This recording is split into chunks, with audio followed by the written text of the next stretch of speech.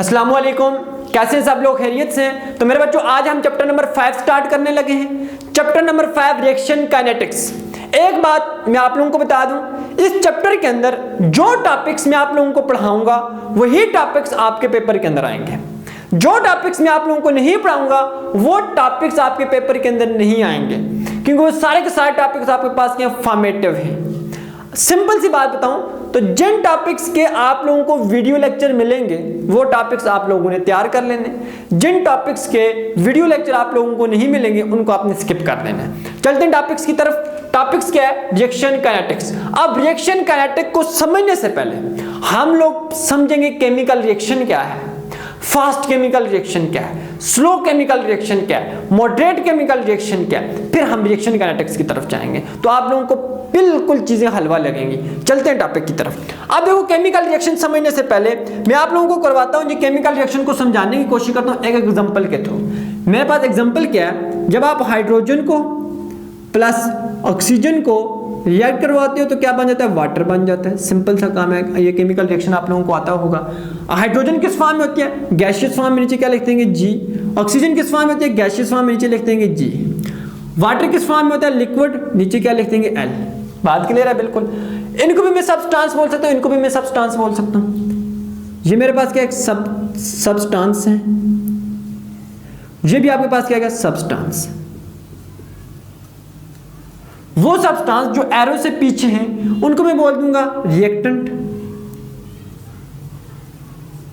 और वो सब्सटेंस जो एरो से आगे हैं उनको मैं बोल दूंगा product.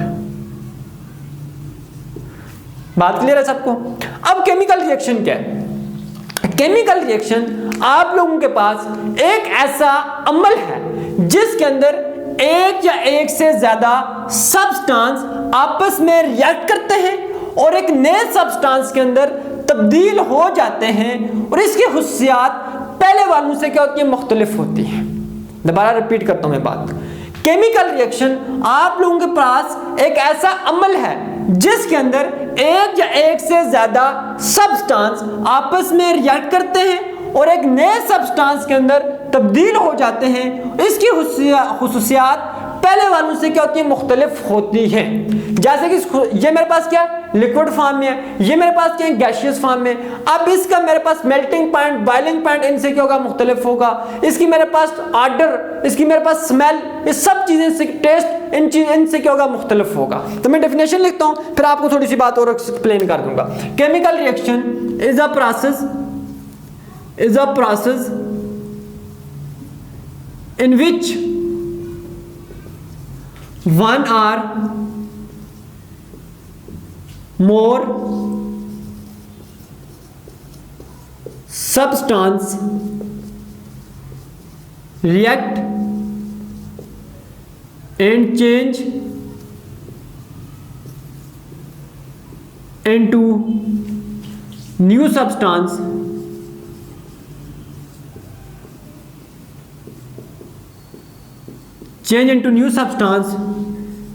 with different properties is known as chemical reaction. कि जो नया सब्सटेंस बनेगा उसकी प्रॉपर्टीज पहले वालों से क्या होंगी? मुख्तलिफ होंगी। ये सिंपल सी थी आपके पास केमिकल रिएक्शन की डेफिनेशन, और इसकी क्या आपके पास क्या आ गई? एग्जांपल आ गई। ठीक है, बात क्लियर हो चुकी है। अब आप लोगों ने ऑब्जर्व किया होगा कुछ केमिकल रिएक्शन बहुत तेज होते हैं, कुछ केमिकल रिएक्शन के होते हैं आपके पास बहुत स्लो होते हैं, और कुछ केमिकल रिएक्शन के होते हैं मॉडरेट होते हैं। सबसे पहले हम देखते हैं फास्ट केमिकल रिएक्शन कि कौन से फास्ट केमिकल रिएक्शन कौन कौन से हमारे पास। Fast chemical reaction,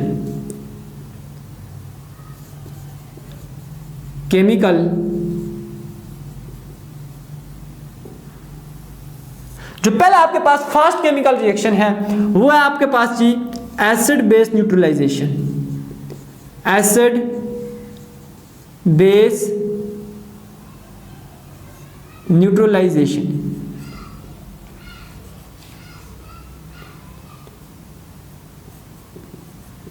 acid base neutralisation.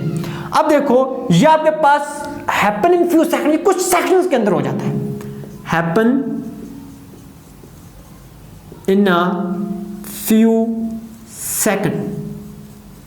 ऐसा केमिकल रिएक्शन जो बिल्कुल कुछ सेकंड्स के अंदर कंप्लीट हो जाता है। अब एसिड बेस न्यूट्रलाइजेशन है क्या?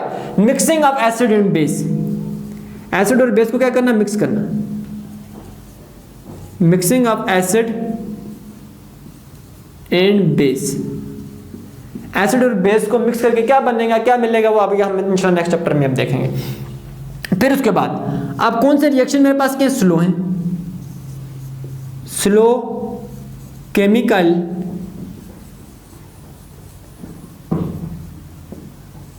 अब ये केमिकल, ये आपके पास ऐसे रिएक्शन है जो बिल्कुल मेरे पास क्या होते हैं? स्लो होते हैं। अब इनकी पहली एग्जांपल क्या है आपके पास? फर्मेंटेशन। फर्मेंटेशन, अब फर्मेंटेशन क्या है? मेकिंग ऑफ योगर्ट, दही वगैरह बनाना। मेकिंग ऑफ, ये योगर्ट की स्पेलिंग देखनी है यार, आरटी योगर्ट देख ले, तुम्हें बुक पे देख ले तो इसकी spelling.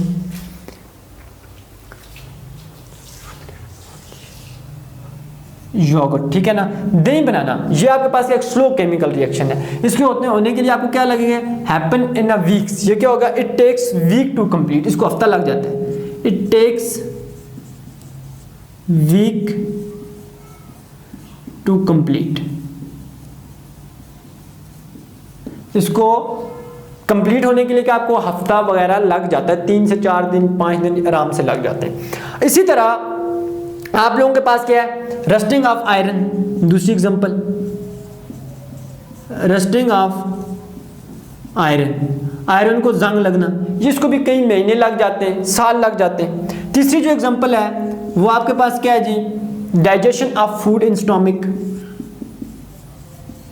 Digestion of food in stomach, मैदे के अंदर फूड को ना हजम होने, इसको भी तकरीबन अराउंड अबाउट 4 आवर्स लग जाते हैं। ये सारी एग्जांपल आपके पास के स्लो केमिकल रिएक्शन की हैं। अब हम आते हैं किसके ऊपर? मॉडरेट केमिकल रिएक्शन, कि ऐसे केमिकल रिएक्शन ना बहुत ज़्यादा जो क्या होते हैं? फास्ट होते हैं, ना क्या होते हैं? स्लो होते हैं। Moderate chemical reaction. अब हम लोग आते हैं moderate chemical reaction. Moderate chemical reaction कौन से आगे? ऐसे केमिकल रिएक्शन जो बहुत ही ज्यादा फास्ट या बहुत ज्यादा स्लो ना हो, ठीक हो गया, उनको हम क्या बोलते हैं? Moderate chemical reaction. अब इसकी एग्जांपल्स क्या हैं? जिसकी पहली एग्जांपल है वो आपके पास है जी, contraction and relaxation of muscle. Contraction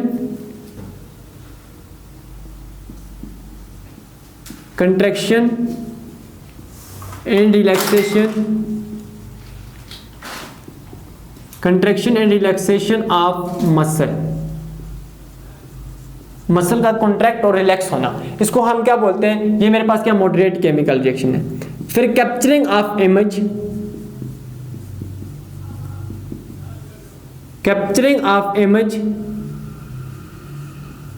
in eye, आपकी आंख के अंदर तस्वीर का बनना, ये भी आपके पास एक मॉडरेट केमिकल रिएक्शन है। लेकिन आप लोग यहाँ पे बोलोगे सर हम आंख ऐसे घुमाते हैं दस्ती तस्वीर बन जाती है आंख के अंदर, ये ऐसी चीज़ है। अब ये आपकी बुक के ऊपर लिखा हुआ है ना कि ये जो आपके पास केमिकल रिएक्शन है ना, इसको तो फास्ट केमिकल रिएक्शन में होना चाहिए ना, कैप्चरिंग ऑफ इमेज इन आई, क्योंकि ये भी कुछ सेकंड के अंदर होता है, और एसिड बेस न्यूट्रलाइजेशन भी कुछ सेकंड्स के अंदर होता है, यही बात है ना, इसको भी फास्ट केमिकल रिएक्शन के अंदर चाहिए। लेकिन एसिड बेस न्यूट्रलाइजेशन जो है ना, ये आपके पास सेकंड्स के अंदर नहीं होता, ये आपके माइक्रो सेकंड्स के अंदर होता है। तो इसलिए आपकी बुक के ऊपर लिखा है तो मैंने भी क्या लिख दिया? फ्यू सेकंड, लेकिन आप यहाँ पे लिख सकते हो happen in a micro second. बात क्लियर हो चुकी है। अब तीसरी जो इसकी एग्जांपल है वो मेरे पास क्या है कि reaction between magnesium and dilute HCl, ठीक हो गया। अब रिएक्शन क्या है जी? Mg, आपके पास क्या एक मेटल है सॉलिड फॉर्म में होती है, नीचे क्या लिखते हैं? S plus dilute HCl। Dilute का मतलब यह है कि इसके अंदर क्या होगा? पानी के अंदर इसको हाल किया हुआ है, नीचे क्या लिखेंगे? A क्या हो, यहाँ पर से मिलेंगे तो क्या बना देंगे? MgCl2 plus hydrogen gas. अब इसकी तादाद बराबर सेम करने पीछे क्या लगा देंगे, 2 लगा देंगे। ये सिंपल सा काम था हमारे पास। यहाँ से Mg और यहाँ से 2 Cl निकले, आपस में मिलकर उन्होंने क्या बना दिया, MgCl2। और यहाँ पे जो 2 हाइड्रोजन थे वो आपस में मिलकर उन्होंने क्या बना दिया, हाइड्रोजन गैस बना दिया। ये आपके पास क्या मॉडरेट केमिकल रिएक्शन है। अब हम आ जाते हैं किसके ऊपर, रिएक्शन काइनेटिक का जो वर्ड है इसको समझते हैं। रिएक्शन काइनेटिक क्या चीज़ है। अब रिएक्शन काइनेटिक को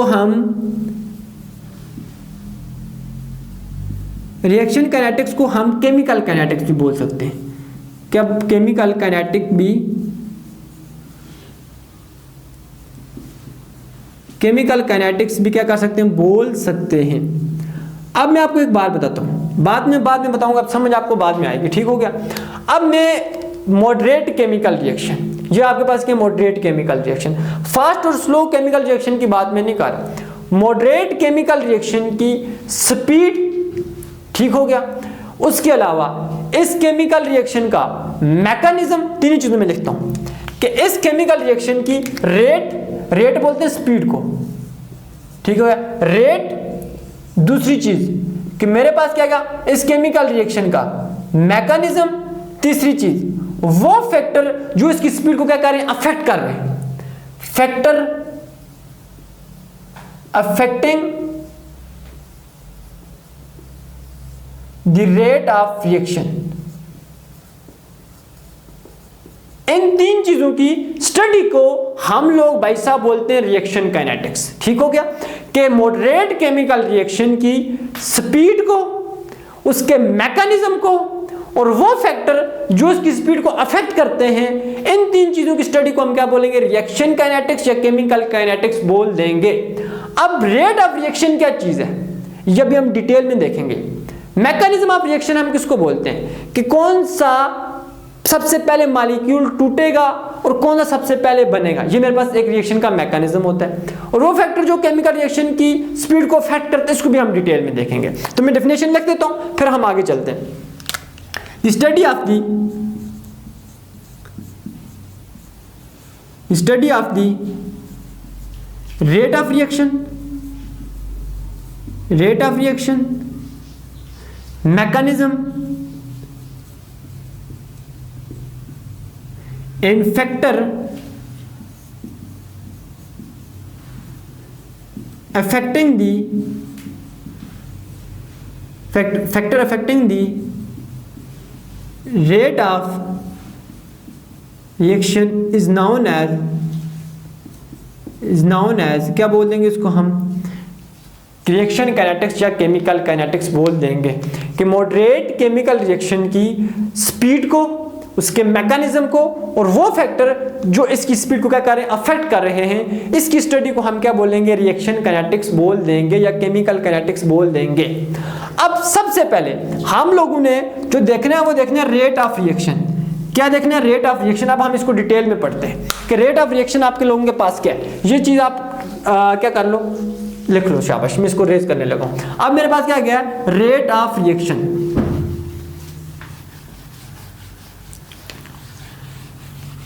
रेट ऑफ रिएक्शन, इसको भी रेज कर देते हैं, क्यों इसके ऊपर लिखा हुआ है केमिकल रिएक्शन, अच्छा तो नहीं लगता ना, रेट को स्टडी कर रहे हैं तो रेट ही लिखते हैं। Rate of chemical reaction,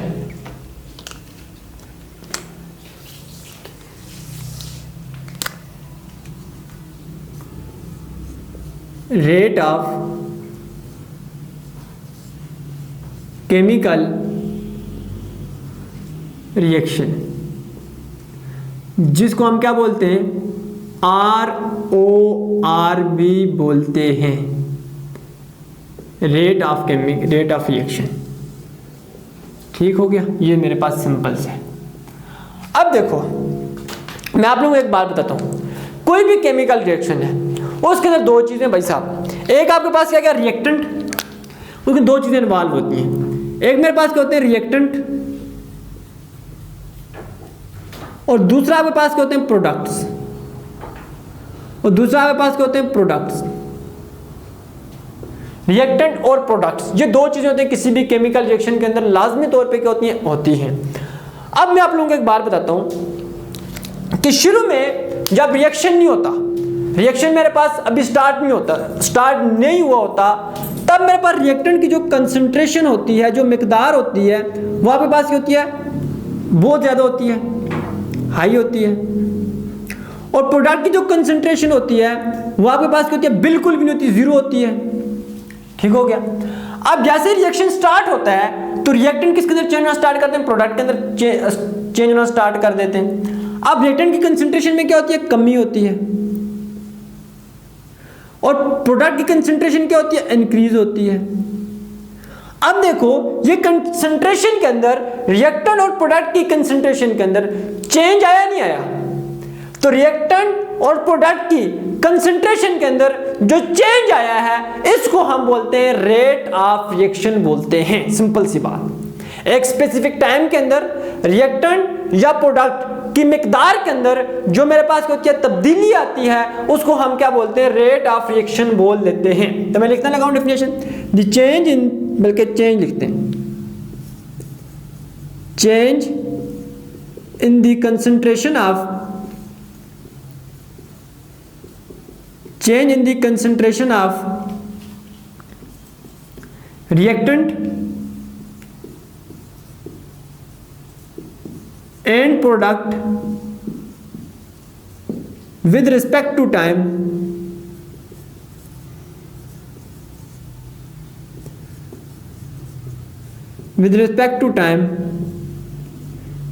is known as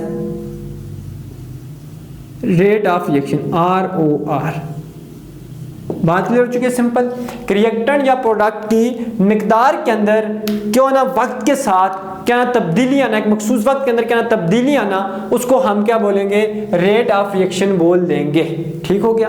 जब भी केमिकल रिएक्शन होगा, रिएक्टेंट की अमाउंट कम होना स्टार्ट हो जाएगी और प्रोडक्ट की अमाउंट होना स्टार्ट हो जाएगी, बढ़ना स्टार्ट होगी जब केमिकल रिएक्शन स्टार्ट होगा। जब केमिकल रिएक्शन स्टार्ट नहीं होगा तो रिएक्टेंट की अमाउंट मेरे पास होगी, ज्यादा होगी, और प्रोडक्ट की अमाउंट बिल्कुल भी नहीं होगी, जीरो होगी। ये बात आप लोगों ने क्या करनी है, याद रखनी है। अब देखो रेट ऑफ रिएक्शन को हम मैथमेटिकली कैसे रिप्रेजेंट करते हैं, मैथमेटिकली रिप्रेजेंटेड बाय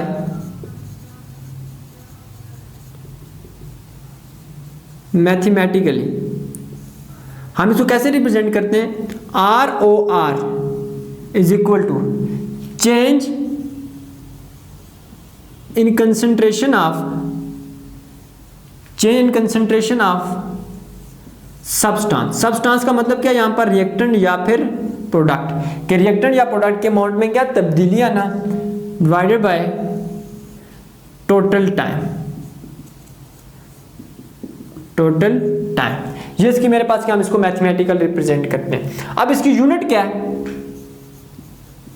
यूनिट आप लोगों के पास क्या है, अब चेंज की या सब्सटेंस की मेरे पास कोई यूनिट नहीं होती, कंसंट्रेशन की होती है, और वो मेरे पास क्या होती है, मोल पर DM³ DM-3, और टाइम की क्या होती है, सेकंड। अब ये जब जाएगी तो क्या हो जाएगी, मोल पर DM³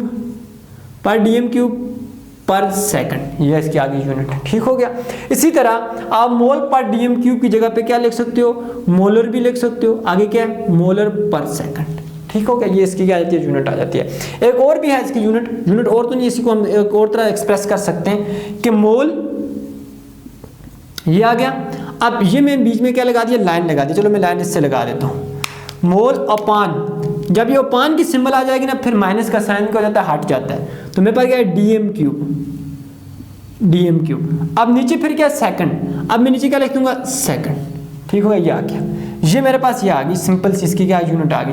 अब इसकी जगह पे मैं क्या लिख दूंगा, मोल अपान DM³ की जगह पे मैं क्या लिख दूंगा, मोलर, और नीचे क्या आ जाएगा, सेकंड। ये समझ आ गई यहाँ तक ये बात, बिल्कुल इजी है। अगर आप इसको ऊपर लेके जाओगे, इसके साथ लेके आओगे, मोल के साथ लेके आओगे, तो इसके साथ क्या आ जाएगा, -3 आ जाएगा। इसके ऊपर कुछ नहीं है तो इसके ऊपर मतलब 1 है तो उसके साथ क्या जाएगा, माइनस आ जाएगा, वो मैंने ऊपर ये लिखा हुआ है। ये बातें आपको क्लियर हो चुकी हैं। अब एक केमिकल रिएक्शन हमें क्या बताता है, what does chemical reaction tell us, what does chemical reaction tell us. एक केमिकल रिएक्शन जो है वो आप लोगों को क्या चीज बताता है, जो अभी हमने केमिकल रिएक्शन लिखे हैं। What does chemical reaction tell us, what does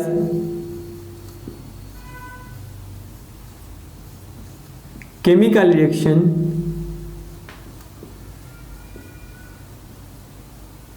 tell us कि एक केमिकल रिएक्शन हम लोगों को क्या बताता है। अब एक केमिकल रिएक्शन जो होता है वो हम लोगों को ये बताता है कि कितनी जल्दी से रिएक्टेंट क्या हुए, इस्तेमाल हुए हैं, और कितनी तेजी से आपके पास प्रोडक्ट क्या हुए, बने हैं। कि मेरे पास कितनी तेजी से रिएक्टेंट क्या हुए, ये रिएक्टेंट जो थे कितनी तेजी से क्या हुए आपके पास इस्तेमाल हुए हैं, और ये प्रोडक्ट जो है कितनी तेजी से आपके पास क्या बने हैं। How quickly the reactant are form, how quickly the reactant, how quickly the reactant are being used। ठीक हो गया, रिएक्टेंट क्यों इस्तेमाल हुए, हाउ क्विकली the product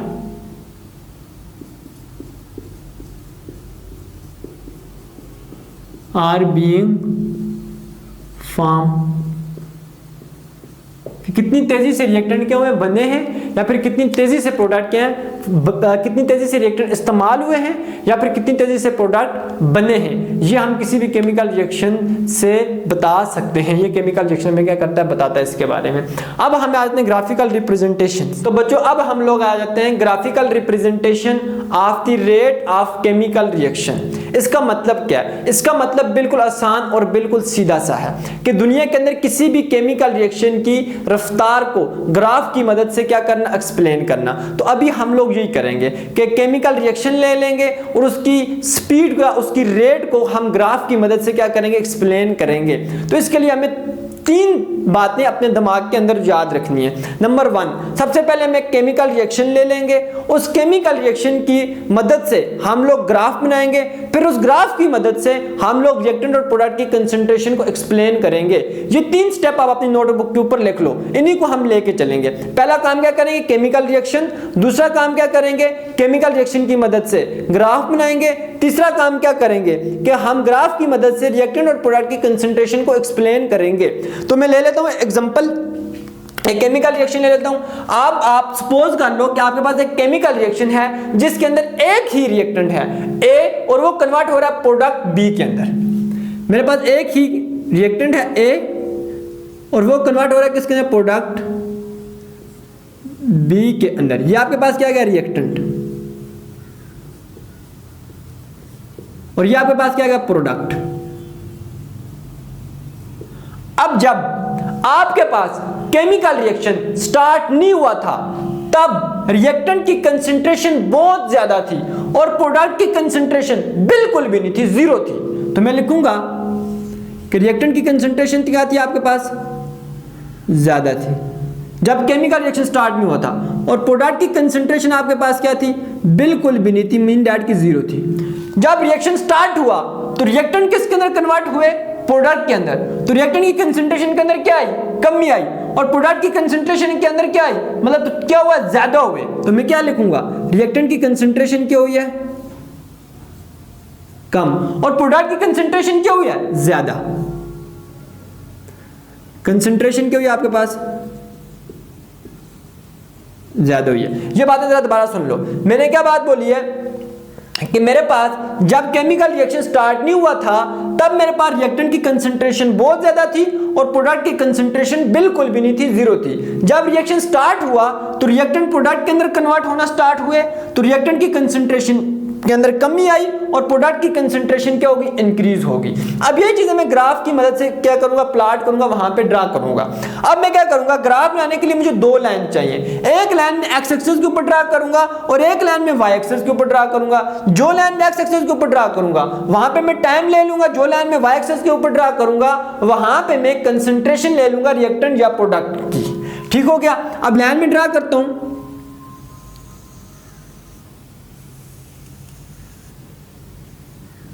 ये आ गई आपके पास 2 लाइन्स। अब ये लाइन मैंने क्या ड्रा की हुई है, एक्स एक्सिस के ऊपर, और ये लाइन मैंने क्या ड्रा किया, वाई एक्सिस के ऊपर। अब देखो एक्स एक्सिस के ऊपर मैंने क्या ले लिया, टाइम ले लिया। टाइम आगे की तरफ यहां इंक्रीज हो रहा है और यहां पे मैंने क्या ले ली हुई है, कंसंट्रेशन, और कंसंट्रेशन ऊपर की तरफ की ओर ये इंक्रीज हो रही है। अब टाइम आगे की तरफ इंक्रीज होने का क्या मतलब है कि यहां पे टाइम बिल्कुल भी नहीं था, जीरो था, थोड़ा सा आगे ये टाइम और ज्यादा हुआ, और आगे की और टाइम ज्यादा, यहां पे और टाइम ज्यादा, और यहां पे और ज्यादा, और यहां पे सबसे ज्यादा टाइम है, यहां पे टाइम मैक्सिमम है और यहां पे टाइम क्या जीरो है। कंसंट्रेशन ऊपर की तरफ इंक्रीज होने का क्या मतलब है, यहां पे रिएक्टेंट और प्रोडक्ट की कंसंट्रेशन जीरो है, यहां पे थोड़ी और ज्यादा, यहां पे और ज्यादा, यहां पे और ज्यादा, और यहां पे सबसे क्या आपके पास ज्यादा है। तो रिएक्टेंट या प्रोडक्ट की कंसंट्रेशन यहां पे ज्यादा है और यहां पे क्या है, जीरो है। अब मैं क्या करता हूं, पहले रिएक्टेंट के ऊपर आ जाता हूं, ए के ऊपर। रिएक्टेंट क्या आपके पास, ए, ये।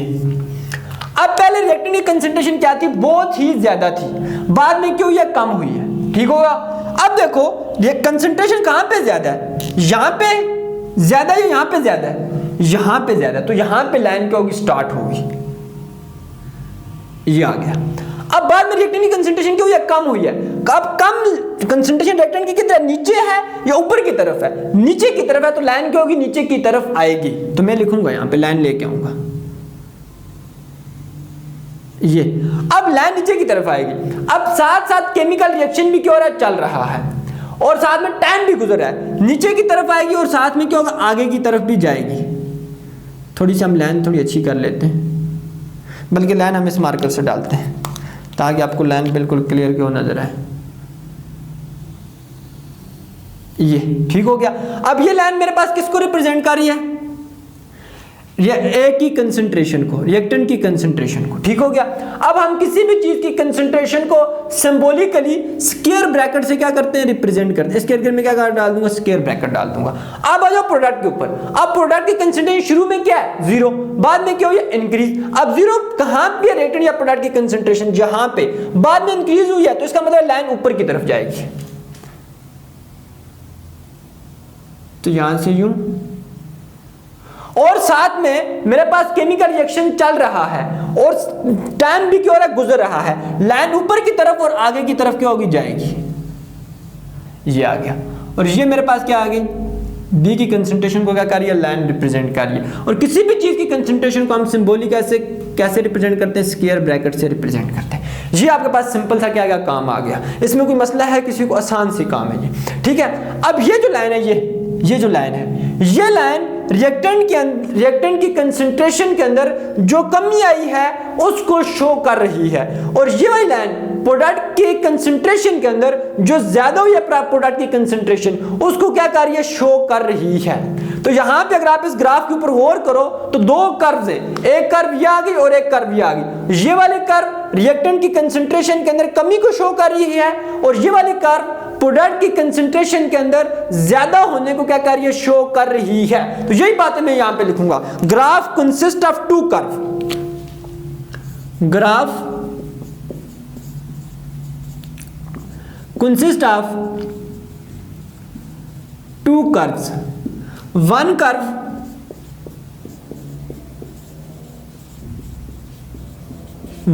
क्या कर रही है आपके पास, one curve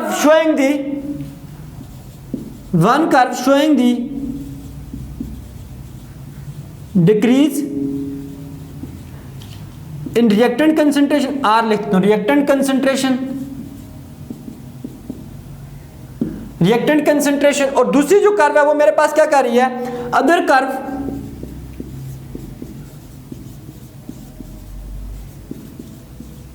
showing the increase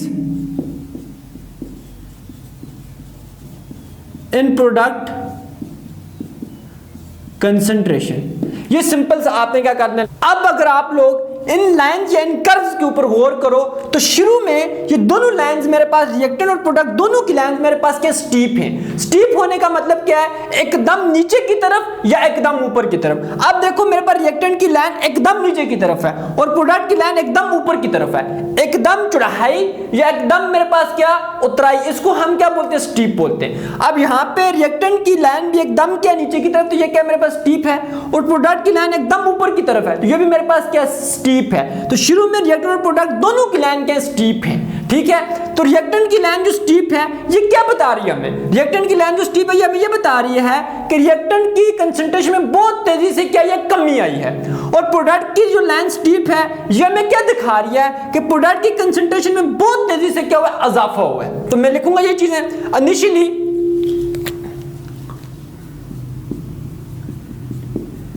initially मतलब इस मार्कर से लिखते हैं ना,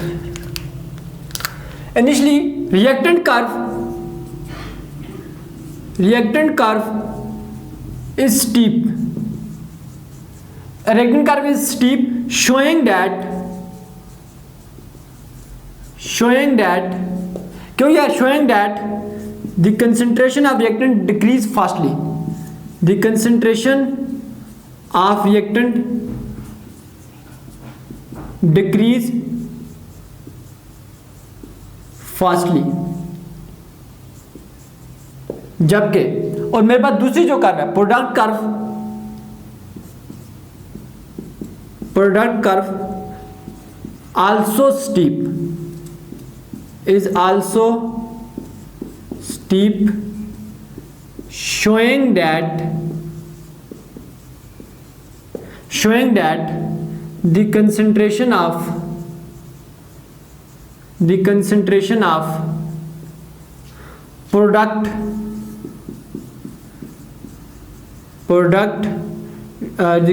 product increase fastly।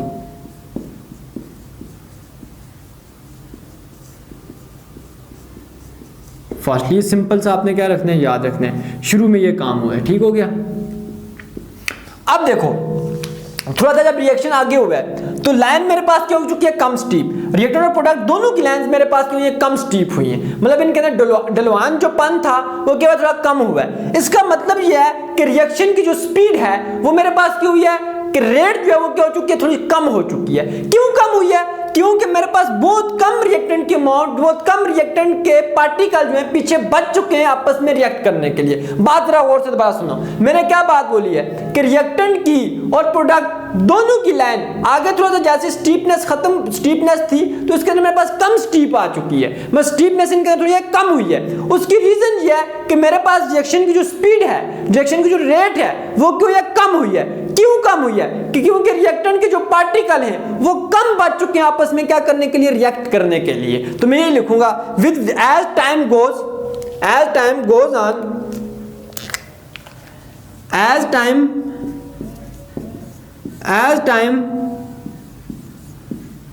जैसे टाइम गुजरा है तो मेरे पास क्या हुआ है,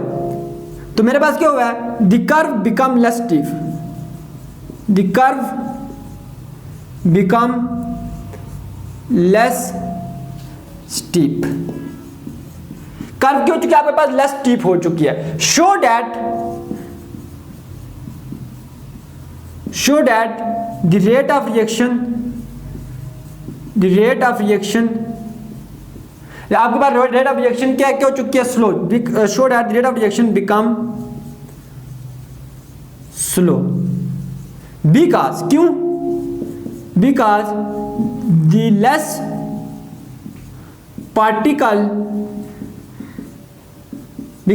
particle of reactant are here to react। बात क्लियर हो चुकी है। यहां पे केमिकल रिएक्शन की मेरे पास स्पीड क्या थी, बहुत ज्यादा थी, क्योंकि यहां पे बहुत ज्यादा पार्टिकल आपस में क्या कर रहे थे, आपस में रिएक्ट कर रहे थे। लेकिन यहां पे लाइन मेरे पास क्या हो चुकी है, कम स्टीप हो चुकी है, और रिएक्शन की स्पीड क्या हो चुकी है, कम हो चुकी है। क्योंकि थोड़ी स्लो हो चुकी है, क्योंकि मेरे पास बहुत कम पार्टिकल क्या हो चुके हैं, बच गए हैं आपस में रिएक्ट करने के लिए, रिएक्टेंट के पार्टिकल्स। अब हम आते हैं यहाँ पे आगे। अब यहाँ पे अगर आप आगे देखो तो लाइन मेरे पास बिल्कुल क्या हो चुकी है, फ्लैट हो चुकी है, बिल्कुल सीधी हो चुकी है। इसका मतलब क्या है कि रिएक्शन मेरे पास क्या हो चुका है, स्टॉप, रुक चुका है। अब रिएक्शन के रुकने की दो वजह अब मैं आपको बताऊंगा। आपके पास रिएक्शन दो तरह के होते हैं, एक होता है मेरे पास रिवर्सिबल रिएक्शन और एक मेरे पास होता है इरिवर्सिबल रिएक्शन। एक होता है मेरे पास रिवर्सिबल रिएक्शन और एक होता है मेरे पास इरिवर्सिबल रिएक्शन। अब अगर आप ये वाला रिएक्शन कौन सा है, irreversible,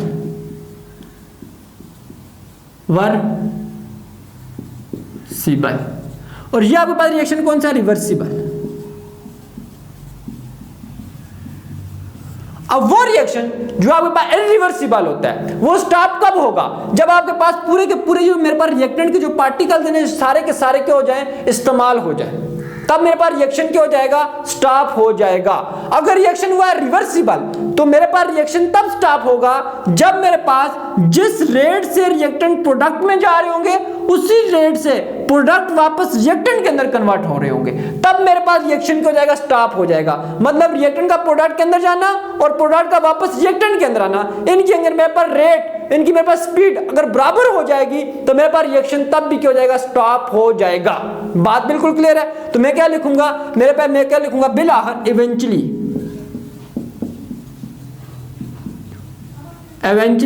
the curve become flat, the curve become flat, showing that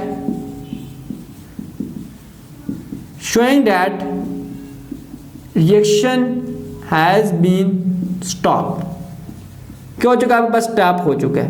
because क्योंकि मेरे पास क्या है, बिकॉज मेरे पास क्या हो चुका है, बिकॉज ऑल दी पार्टिकल, जब मेरे पास all the reactants are used up, because all the reactants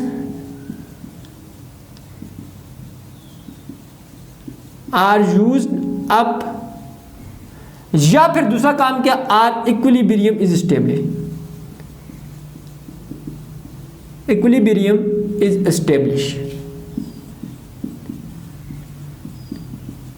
establish हो चुका है। अब इक्विलिब्रियम एस्टेब्लिश होने का क्या मतलब है कि जिस हिसाब से रिएक्टेंट प्रोडक्ट में जा रहे हैं उसी हिसाब से प्रोडक्ट वापस रिएक्टेंट में आ रहे हैं, मतलब जिस स्पीड से, ठीक है। रिवर्सिबल रिएक्शन ऐसा रिएक्शन होता है कि ये फॉरवर्ड भी जाता है और बैकवर्ड भी आता है, और मेरे पास इरिवर्सिबल रिएक्शन को होता है जिसके अंदर सिर्फ फॉरवर्ड जाता है, सिर्फ रिएक्टेंट प्रोडक्ट में कन्वर्ट होंगे। लेकिन रिवर्सिबल में अगर रिएक्टेंट प्रोडक्ट में जाएंगे, प्रोडक्ट वापस रिएक्टेंट में भी आएंगे, ठीक है। ये बात समझ आ गई आप लोगों को। अब हम नेक्स्ट मूव करते हैं। तो बच्चों अब आप लोग मुझे एक बात बताओ, छोटी सी एक बात बतानी है।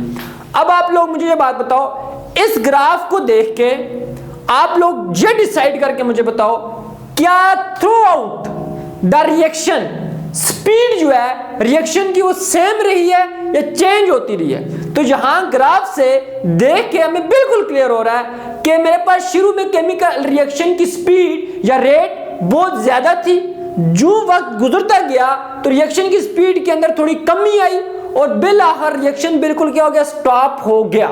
तो यहां से मैं एक बात पता आइडिया होता है कि थ्रू आउट रिएक्शन मेरे पास रिएक्शन की जो रेट थी वो सेम नहीं थी, बल्कि क्या रही है, चेंज होती रही है। अब इसी तरह जब किसी चीज की स्पीड या रेट चेंज हो तो हम उसके साथ एवरेज का वर्ड लगा देते हैं। जैसा कि आप लोगों के पास गाड़ी है, उसकी स्पीड शुरू में बहुत ज्यादा थी, बाद में थोड़ी कम होगी और लास्ट में जाके आप उसकी स्पीड 0 कर दी, तो आप उसके साथ लगा दोगे एवरेज स्पीड। बात क्लियर हुई यहां तक। तो यहां पे भी हम इसकी रेट को एक्सप्लेन करेंगे एवरेज के हिसाब से। तो अब मैं आपको एक बात बताऊं, यहां पे मैं चीजें लिखूंगा, ग्राफ हमें ये दिखा रहा है, show that rate of reaction is not constant. graph show that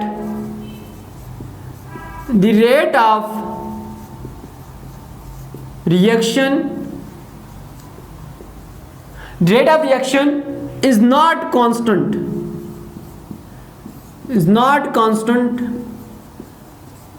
throughout the chemical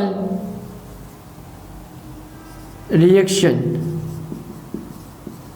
बल्कि क्या होती है, बट इट वेरीज, ये क्या होती है, चेंज होती रही है। अब हम इसको क्या करेंगे जी, एक्सप्लेन करेंगे हम इसको एवरेज के हिसाब से। अब हम रेट का फॉर्मूला निकालेंगे, ठीक है ना, रिएक्टेंट और प्रोडक्ट दोनों के हिसाब से। रिएक्टेंट के लिहाज से भी हम रेट का फॉर्मूला लिखेंगे और प्रोडक्ट के लिहाज से भी हम क्या करेंगे, रेट का फॉर्मूला लिखेंगे। अब रेट क्या है, रेट इज इक्वल टू, अब मुझे बताओ रिएक्टेंट की कंसंट्रेशन में चेंज हुआ नहीं हुआ, चेंज हुआ ना, पहले ज्यादा थी बाद में क्यों ये कम हुई है। तो हम क्या लिखेंगे, चेंज को हम यहाँ पे लिखते हैं डी से भी आप लिख सकते हो, डेल्टा, इससे भी आप क्या कर सकते हो, चेंज को रिप्रेजेंट कर सकते हो। आगे क्या लिख देंगे, किसकी बात कर रहे हैं हम, रिएक्टेंट की, तो concentration of A, change in concentration of A divided by total total change in t, total change in time divided by d by d t. ये मेरे पास क्या आ गई, रिएक्टेंट के लिए आ गई। अब मुझे बताओ रिएक्टेंट की concentration through out the reaction increase हुई है, डिक्रीज हुई है? पहले ज्यादा थी, बाद में क्यों ये कम हुई है? तो डिक्रीज हुई है ना, तो मेरे पास क्या हुई है, इसके साथ में कौन सा साइन लगा दूंगा, नेगेटिव साइन। अब हम प्रोडक्ट के हिसाब से लिखेंगे रेट इज इक्वल टू, अब आ गया क्या, इसकी कंसंट्रेशन चेंज हुई है नहीं हुई, हुई है, तो उसके साथ क्या लगा देंगे डी, और मेरे पास क्या जाएगा concentration of B divided by total change in time. ठीक है, ये आ जाएगा। अब प्रोडक्ट की कंसंट्रेशन क्या हुई है, इंक्रीज, पहले जीरो थी, बाद में क्या हुई है, ज्यादा, तो इसके साथ हम क्या लगा देंगे, प्लस। तो नेगेटिव साइन किसको रिप्रेजेंट कर रहा है, नेगेटिव साइन किसको शो कर रहा है, शो कर रहा है decrease in concentration of reactant, the concentration of reactant, and plus and positive sign show क्या कर रहा है, increase in the concentration of product, concentration of product. ये हमारा था छोटा सा टॉपिक। अब हम आगे चलेंगे इंशाल्लाह जी डेटा इंटरप्रिटेशन की तरफ। अब हम लोग आते हैं नए टॉपिक की तरफ, interpreting data.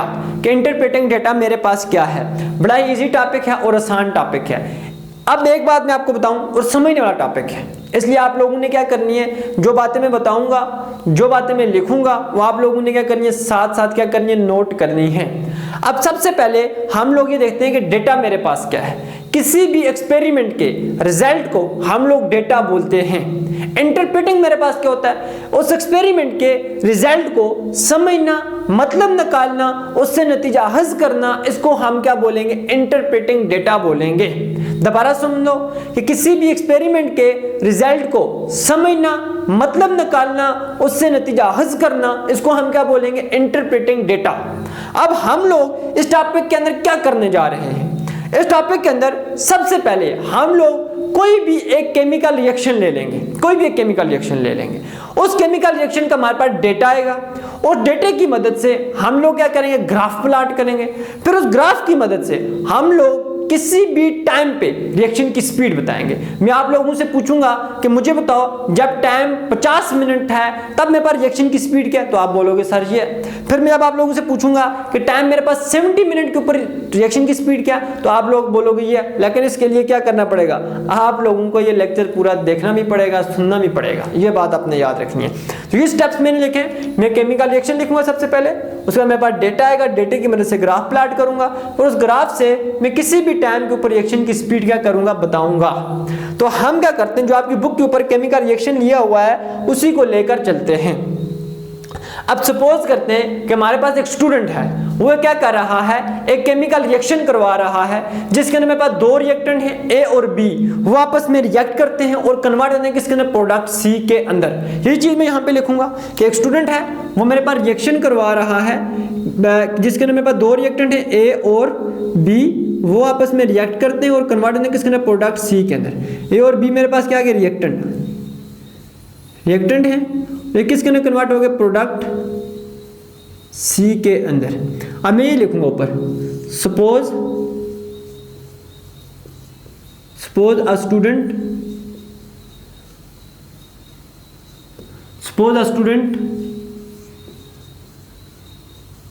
Carrying out a chemical, suppose a student carrying out a following chemical reaction, carrying out a following chemical reaction। बात समझ आ गई? अब मैं आप लोगों को एक बात बताऊंगा, जरा ये बात का आपने और से सुननी और समझनी है। अब मैं क्या बोलता हूं कि मैं सिर्फ प्रोडक्ट की रेट भी निकाल सकता हूं, सिर्फ प्रोडक्ट की रेट भी निकाल सकता हूं, सिर्फ रिएक्टेंट की रेट भी निकाल सकता हूं। प्रोडक्ट और रिएक्टेंट दोनों की एक साथ रेट निकाल सकता हूं, लेकिन मैं ऐसा करूंगा नहीं। क्यों? क्योंकि हम आम तौर पर केमिकल रिएक्शन के अंदर उस चीज की रेट निकालते हैं जिस चीज की तादाद एक होती है। तो यहां पर किस चीज की तादाद एक है, प्रोडक्ट की तादाद क्या है, एक है। प्रोडक्ट मीन दैट सी की तादाद मेरे पास क्या एक है, तो इसलिए हम लोग क्या करेंगे, सी की रेट निकालेंगे। क्या करेंगे हम लोग, सी की क्या करेंगे, रेट निकालेंगे। क्या हम रिएक्टेंट की रेट नहीं निकाल सकते, उसकी भी निकाल सकते हैं, लेकिन वो काम फिर हमारा क्या हो जाएगा, कॉम्प्लेक्स हो जाएगा। अब ये रेट कौन सी है, ये वो पुलिस वाले जो रेट डालते हैं वो वाली रेट नहीं है, ये रेट मेरे पास वही ROR, रेट ऑफ रिएक्शन को मैं क्या बोल रहा हूँ, रेट बोल रहा हूँ। ठीक है, सिंपल, मतलब ROR की जगह मैंने सिंपल एक वर्ड याद रख लिया, क्या, रेट याद रख लिया। अब देखो रेट मेरे पास होती क्या है कि रिएक्टेंट और प्रोडक्ट की कंसंट्रेशन के अंदर चेंज आना टाइम के साथ, उसको हम क्या बोलते हैं, रेट बोलते हैं। अब हमने यहाँ पे किसकी रेट फाइंड करनी है, सी की रेट फाइंड करनी है। अब सी की रेट फाइंड करने का क्या मतलब है कि सी की कंसंट्रेशन में, सी की मिकदार में चेंज को टाइम के साथ नोट करना, इसको हम क्या बोलते हैं, रेट बोलते हैं। अब हम लोग क्या करेंगे, हम लोग थोड़े थोड़े टाइम के बाद आएंगे और सी की रेट को क्या करेंगे, सी की रेट, सी की कंसंट्रेशन के अंदर जो चेंज है उसको क्या करेंगे, नोट करते जाएंगे, तो हमारे पास एक डेटा आ जाएगा। बात क्लियर हुई या नहीं हुई, कि हम लोग क्या करेंगे, थोड़े थोड़े टाइम के बाद आएंगे और सी की कंसंट्रेशन के अंदर जो चेंज आया है उसको हम क्या करेंगे, नोट करते जाएंगे, जिससे हमारे पास क्या जाएगा, एक डेटा आ जाएगा। वो भी मैं नीचे लिखता हूँ। ठीक है, तो पहले मैं ये बातें लिख लेता हूँ जो भी बातें मैंने बोली हैं। तो मैं क्या लिखूंगा, ही फॉलोड, मतलब स्टूडेंट ने क्या किया, he followed the rate of chemical reaction, he followed the rate of,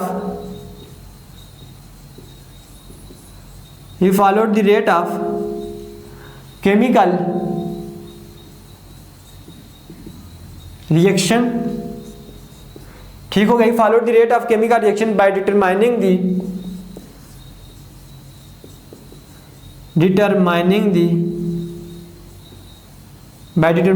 concentration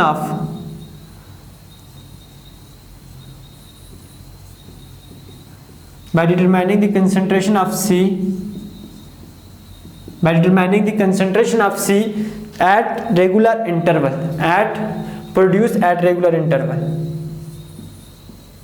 produce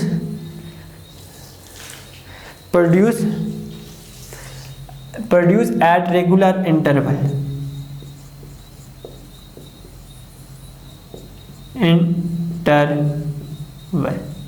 अब हम लोगों ने क्या किया, मैंने क्या बोला कि हमारे पास एक डेटा आ गया जो किसके बीच में है, टाइम और कंसंट्रेशन के बीच में। मतलब हम थोड़े थोड़े टाइम के बाद सी की कंसंट्रेशन के अंदर जो चेंज आ रही थी उसको क्या कर रहे थे, नोट कर रहे थे, तो उससे हमारे पास एक डेटा है। अब वो मेरे पास क्या है, टाइम और कंसंट्रेशन के बीच में। अब टाइम मेरे पास मैंने किसके अंदर लेना है, मिनट के अंदर, और कंसंट्रेशन किसकी है, कंसंट्रेशन ऑफ सी, और मैंने सी किसके अंदर लेनी है, मोल पर डीएम क्यू, मोल पर डीएम क्यू। अब जब टाइम मेरे पास जीरो था, जब रिएक्शन स्टार्ट नहीं हुआ था, तब मेरे पास कंसंट्रेशन की भी मेरे पास अमाउंट क्या होगी, ठीक है, बिल्कुल जीरो ही होगी, क्योंकि मेरे पास जब टाइम ही नहीं, जब रिएक्शन स्टार्ट नहीं होता तब मेरे पास सिर्फ रिएक्टेंट की मिकदार की होती है, बहुत ज़्यादा होती है, प्रोडक्ट की मिकदार की होती है, बिल्कुल जीरो होती है। अब जब टाइम जीरो था, जब टाइम मेरे पास क्या हो गया, 20 मिनट हो गया, तब मेरे पास जो क्या नाम है, कंसंट्रेशन जो थी सी की, वो मेरे पास कितनी थी, 15 मोल पर डीएम क्यू, कितनी थी, 15 मोल पर डीएम क्यू। अब मैं फिर नेक्स्ट 20 मिनट के बाद आया, मीन डैट के 40 मिनट पे आया, तो मेरे पास की कंसंट्रेशन सी की वो कितनी थी, 21 मोल पर डीएम क्यूब। फिर मैं नेक्स्ट 20 मिनट के बाद आया, मीन डैट में 60 मिनट के ऊपर आया, तब मैंने इसकी जो कंसंट्रेशन देखी वो कितनी थी, 23 मोल पर डीएम क्यूब। फिर मैं नेक्स्ट 20 मिनट के बाद आया, मीन डैट के मैं 80 मिनट के ऊपर आया, तब मेरे पास की कंसंट्रेशन कितनी थी, 25 मोल पर डीएम क्यूब।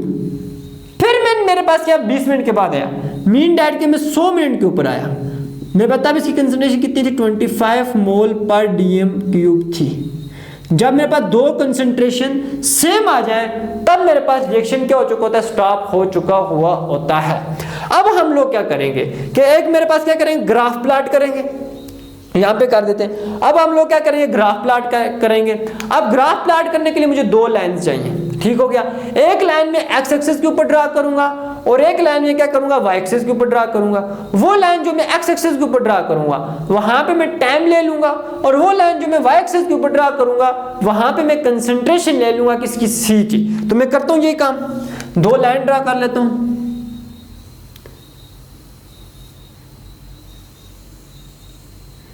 ये आ गई मेरे पास, इसको मैं क्या बोल दूंगा, एक्स एक्सिस, और ये मेरे पास क्या आ गई है, वाई एक्सिस। यहां पे मैंने क्या ले लिया, टाइम ले लिया जो आगे की तरफ बढ़ा है, और यहां पे मैंने क्या ले लिया, कंसंट्रेशन किसकी ले लिया, सी की, जो ऊपर की तरफ की ओर ये बढ़ रही है। अब मैं यहाँ पे मार्क भी करूँगा ये डेटा आपने ज़बानी याद रखना है, ये हम यहाँ पे लिखेंगे भी। अब मेरे पास टाइम यहाँ पे 0 है, पे 10।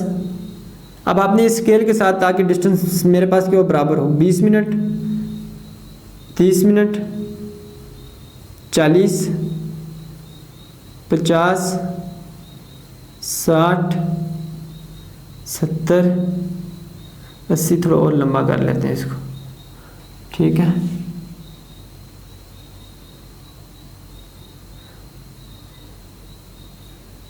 ये मेरे पास क्या आ गया, 100, ठीक हो गया। ये टाइम मेरे पास इतना ही था, ये क्या मेरे पास एक्स एक्स, ये आपने ऐसे ग्राफ में। अब हम यहाँ पे क्या ले लेंगे, इसका क्या नाम है, कंसंट्रेशन ले लेंगे। कंसंट्रेशन कहाँ से स्टार्ट हो रही है, मेरे पास 15 से हम ले लेते हैं, यहाँ से 5 से स्टार्ट करते हैं, 5, 10, 15, 20, 25। अब हमारे पास 25 आप ऊपर भी जा सकते, कोई इशू वाली बात नहीं है। 30, बल्कि इसको थोड़ा हम दूर दूर करके ले लेते हैं ना, ताकि थोड़ा सा क्या हो जाए, आसानी हो जाए, ठीक है। थोड़ा ग्राफ प्लाट करना थोड़ा आसान भी हो जाए और थोड़ा मज़ा प्यारा भी हो, ठीक है। इसको मैं थोड़ा सा हाथ के साथ रेज कर देता हूँ, ये लो, ये ठीक है।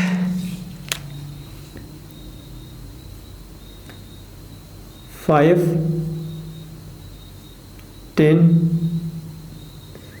15, 20, 5, 14, ये मेरे पास क्या, कंसंट्रेशन ऑफ सी, और ये ऊपर की तरफ की और ये इंक्रीज हो रही है। अब मैं क्या करूँगा, अब मैं वहाँ से टाइम नोट करता जाऊँगा, ठीक हो गया, और मैं क्या करता जाऊँगा, फिर कंसंट्रेशन से मैच करता जाऊँगा। अब जब टाइम मेरे पास क्या था, 20 मिनट था, मैं यहाँ से करता हूँ, या अपने स्केल से काम कर लेना है। जब टाइम 20 मिनट था तो मेरे पास सी की कंसंट्रेशन कितनी थी, 15 थी, तो मैं जाता जाऊँगा यहाँ से ऊपर ऐसे ऐसे ऐसे ऐसे ऐसे ऐसे, ये बिल्कुल सी के सामने यहाँ पे मैं एक डॉट ड्रा कर दूँगा, ठीक हुई बात। उसके बाद मेरे पास क्या होगा, 60 मिनट के ऊपर मेरे पास कितने, 40 मिनट के ऊपर इसकी कंसंट्रेशन कितनी थी, 21, तो मैं यहाँ से जाता जाऊँगा ऊपर की तरफ, 21 जहाँ पे है मैं वहाँ पे पहुँच जाऊँगा। ये इसके बिल्कुल सामने क्या आ गया, 20, थोड़ा सा हम ऊपर कर देते हैं, ये मेरे पास क्या आ गया, 21। बस ये आप फिर ग्राफ से देखने, एग्जैक्ट बेसिक अगर नहीं भी हो तो कोई इशू आप उसके देख स्केल के साथ कर लेना। फिर 80 मिनट के ऊपर, फिर उसके बाद मेरे पास क्या, 60 मिनट के ऊपर, 60 मिनट के ऊपर मेरे पास कितने जी, 23, ठीक है। ये आ गया 21, तो ये मेरे पास क्या आ गया, 23, बिल्कुल इजी, ठीक हो गया। उसके बाद मेरे पास क्या है जी, 80 के ऊपर मेरे पास क्या है कि 80 के ऊपर मेरे पास कितने हैं जी, 25, ये मेरे पास क्या आ गया, 25। फिर 100 के ऊपर भी क्या, 25, ये आ गया। ये मैं अपनी क्या कर रहा हूँ, आसानी के लिए कर रहा हूँ, ताकि ये लाइन जो है ना मेरे पास क्यों बिल्कुल सीधी रहे, ठीक है। बाद में आपने रेज कर देनी है, मैं भी रेज कर देता हूँ, ठीक है। आपने लेड पेंसिल से ये काम कर लेना है, पॉइंट्स को नहीं रेज करना, ठीक है, डॉट्स को नहीं रेज करना।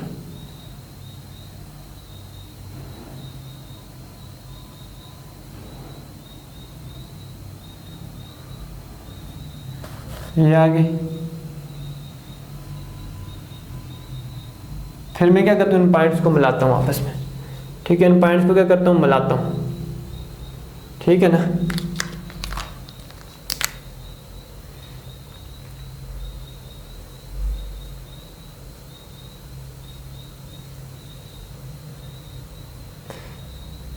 ये ठीक हो गया, ये पॉइंट आपने क्या कर दिए, मिला दिए। अब आपके पास क्या तैयार हो चुका, पूरे का पूरा स्लोप तैयार हो चुका है, पूरे की पूरी क्या तैयार, स्लोप नहीं, कर्व तैयार हो चुकी है, ठीक है। बात समझ आ रही है यहाँ तक। ये आपने क्या कहा, एक कर्व बन चुके आप। अब आप इस कर्व से, मतलब इस कर्व से किसी भी पॉइंट के ऊपर, वो आपसे किसी भी पॉइंट के ऊपर पूछ सकता है कि 50 मिनट के ऊपर बताओ कि रिएक्शन की मेरे पास क्या नाम है, स्पीड क्या थी, रेट क्या थी। 70 मिनट के ऊपर रिएक्शन की स्पीड क्या थी, 80 मिनट के ऊपर रिएक्शन की स्पीड क्या थी, तो आप लोग बताओगे। सिंपल सा काम है, बताना मेरे पास क्या सिंपल सा काम है। अब क्या करना है आपने, अब आप लोगों ने क्या करना है, अब फॉर एग्जांपल के तौर पे किसी भी टाइम के ऊपर, मैं मेरी बात सुनो, किसी भी टाइम के ऊपर जो रिएक्शन की जो रेट होती है ना, वो पता है किसकी इक्वल होती है, वो उस टाइम के ग्रेडियंट के इक्वल होती है। मैंने क्या बात बोली है कि किसी भी रिएक्शन की जो रेट होती है वो उस टाइम के ग्रेडियंट के इक्वल होती है। अब पता है आप लोगों को कि हम लोग इस ग्राफ की मदद से ना किसी भी टाइम के ऊपर रिएक्शन की रेट क्या कर सकते हैं, बता सकते हैं कि 60 मिनट के ऊपर रिएक्शन की स्पीड क्या है, हम बताएंगे। 70 मिनट के ऊपर रिएक्शन की स्पीड क्या है, हम लोग बताएंगे। 40 मिनट के ऊपर रिएक्शन की स्पीड क्या है, हम लोग बताएंगे। 20 मिनट के ऊपर रिएक्शन की स्पीड क्या है, हम लोग बताएंगे। रेट क्या बताएंगे, ये मैं आपको बताने का तरीका बताऊंगा। अब मैं आपको एक बात बताता हूं कि आप लोग कि किसी भी टाइम के ऊपर रिएक्शन की जो रेट है, पता है वो किसके इक्वल होती है, वो उस टाइम के ग्रेडियंट के इक्वल होती है। मैं दोबारा रिपीट करता हूं बात, किसी भी टाइम के ऊपर रिएक्शन की जो रेट है वो पता है किसके इक्वल होगी, वो उस टाइम के ग्रेडियंट के इक्वल होगी। ये सिंपल सी बात आपने याद रखनी है। अब ग्रेडियंट क्या है वो मैं बाद में डिटेल में बताऊंगा आपको। अब मैं पहले बात ये लिख लूं, from the graph we can determine the, from graph we can determine the rate of reaction, we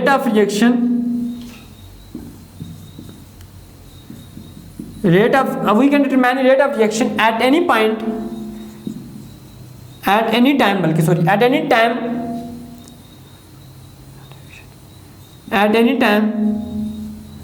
by determining the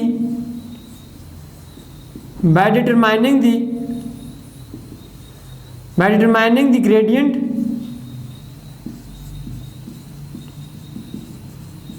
at that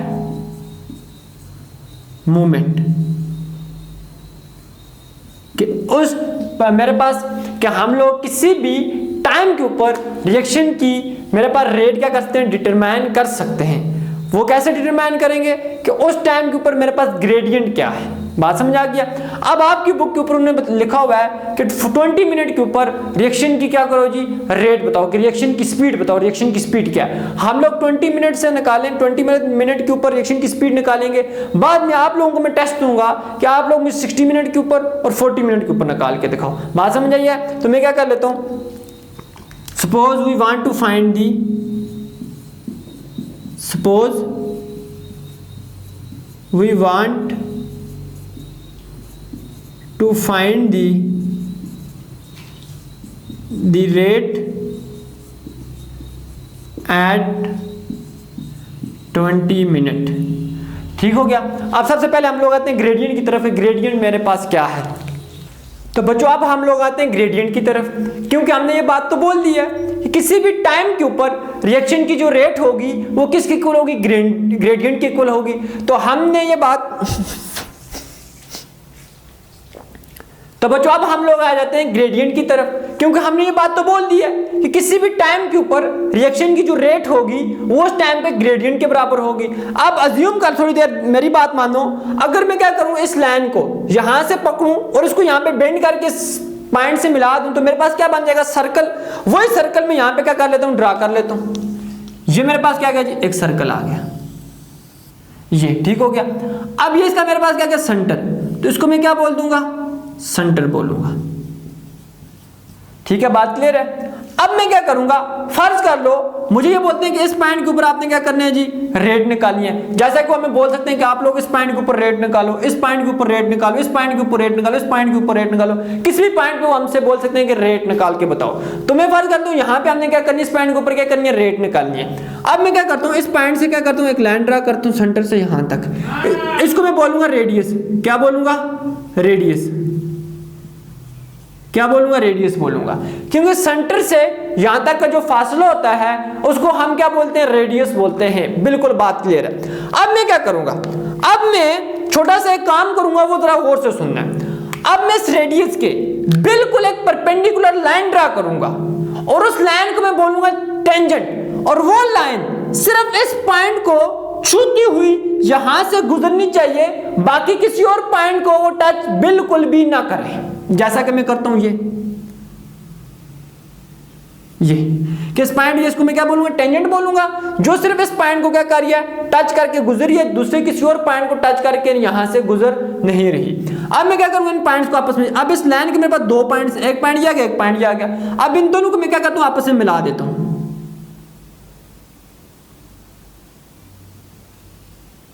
ये अगर आप इसके ऊपर गौर करो तो ये आपके पास बिल्कुल वाई एक्सिस की तरह, वाई एक्सिस बन गया हुआ है, और ये आपके पास क्या बन चुका है, एक्स एक्सिस बन चुका हुआ है। बात क्लियर है यहां तक। अब देखो यहां पे वाई एक्सिस के ऊपर हमने क्या लिया हुआ है, कंसंट्रेशन, तो यहां पे भी क्या होगी, कंसंट्रेशन, लेकिन यहां पे होगी चेंज इन कंसंट्रेशन, तो मैं लिख दूंगा डेल्टा सी। अब यहां पे एक्स एक्सिस के ऊपर क्या है, टाइम, तो यहां पे भी क्या होगा, टाइम, लेकिन यहां पे क्या टाइम आ जाएगा, चेंज इन टाइम।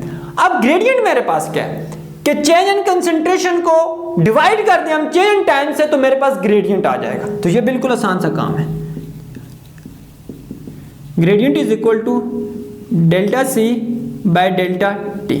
ठीक है, तो मैं अब देखो रेट मेरे पास किसके इक्वल होती है, रेट होती है मेरे पास किसके इक्वल, ग्रेडियंट के, तो rate is equal to gradient. ये सिंपल सा काम है कि डेल्टा सी की वैल्यू को हम डेल्टा टी से डिवाइड करें तो हमारे पास क्या आ जाएगा, ग्रेडियंट आ जाएगा, और वही ग्रेडियंट मेरे पास किसको रिप्रेजेंट कर होता है, डायरेक्शन की रेट को रिप्रेजेंट कर रहा होता है। तो यही काम बिल्कुल हम यहाँ पे करेंगे। अब हम लोग क्या करेंगे यहाँ पे, अब मैं स्केल ले लेता हूँ, स्केल मेरे पास ये आ गया। अब देखो तो मैं साइड आ जाता हूँ। अब उस बुक वाले ने मैं ये बोला है कि आप 20 मिनट के ऊपर क्या करें जी, रेट निकालें, तो मैं 20 मिनट के ऊपर क्या करूंगा, रेट निकाल दूंगा। अगर वो कहता है अब मैं 20 मिनट के ऊपर, उसने मुझे बोला रेट निकाल, तो मैं क्या करूंगा, एक यहां से लाइन ड्रा करूंगा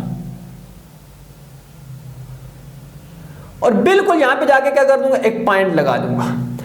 अगर वो मुझे कहता है 30 मिनट के ऊपर रेट निकालो, तो मैं क्या करूंगा, यहां से लाइन ड्रा करूंगा, ऊपर जाके पॉइंट लगा दूंगा। अगर वो मुझे कहता है 60 मिनट के ऊपर रेट निकाल, तो मैं यहां से पॉइंट लाइन ड्रा करूंगा और यहां पे जाके क्या कर दूंगा, डॉट ड्रा कर दूंगा। तो यही काम मैंने क्या करना है, आसान सा करना है, फिर मैंने ये लाइन रेज भी कर देनी है।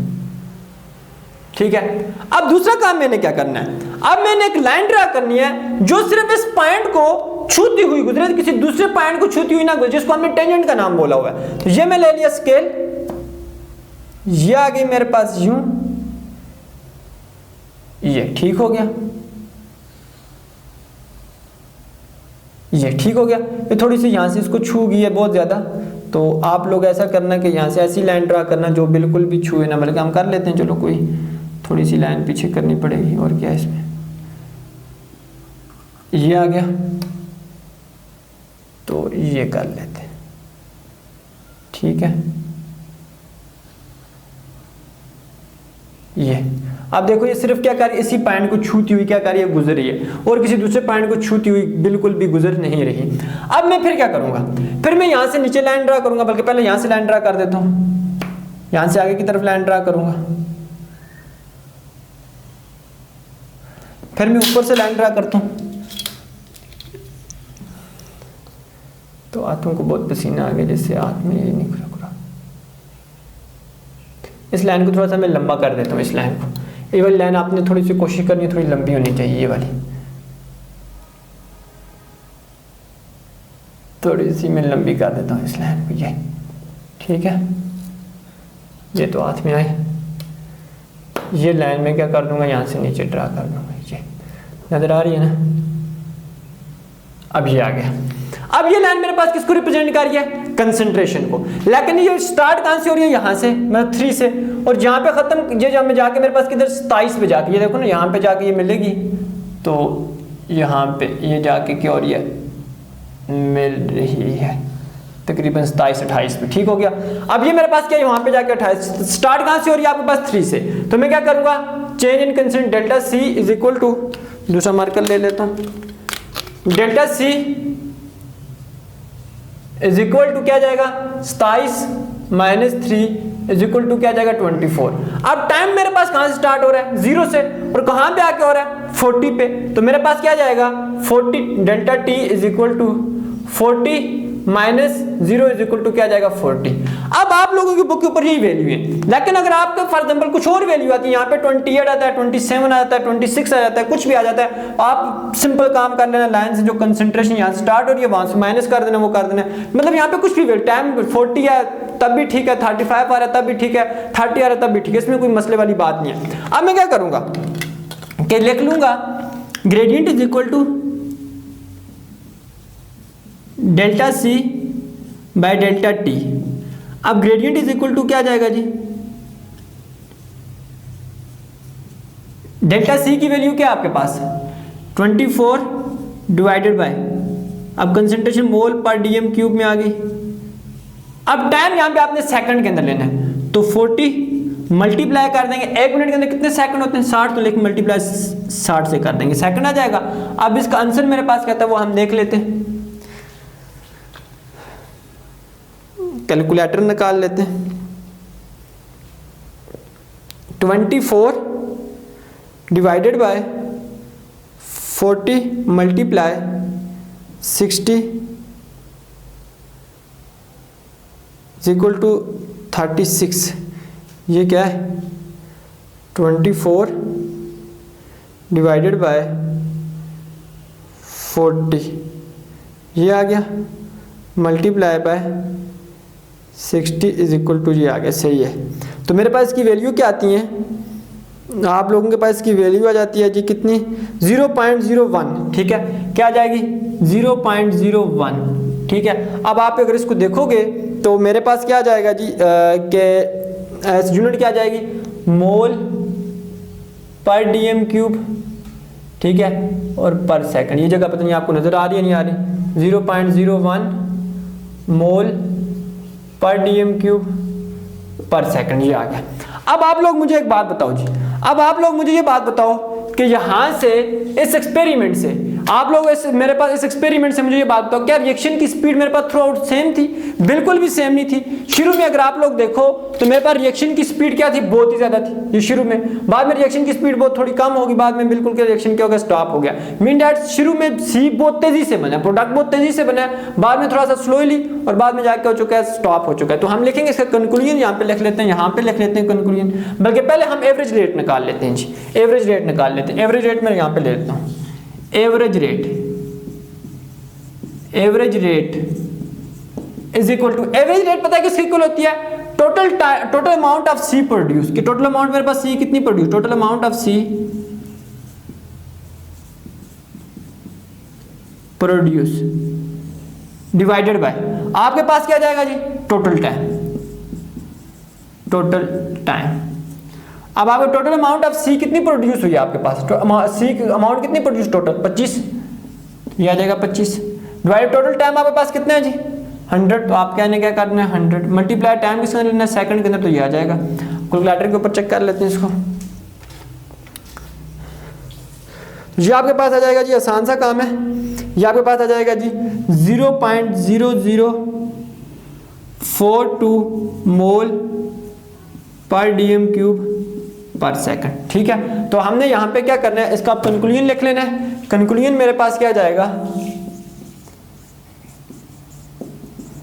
कंक्लूजन मेरे पास क्या जाएगा, फ्रॉम दिस एक्सपेरिमेंट हम क्या लिखेंगे, from this experiment we see that rate of reaction does not remain constant, from this experiment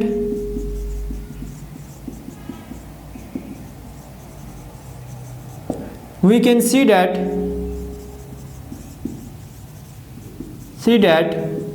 the rate of reaction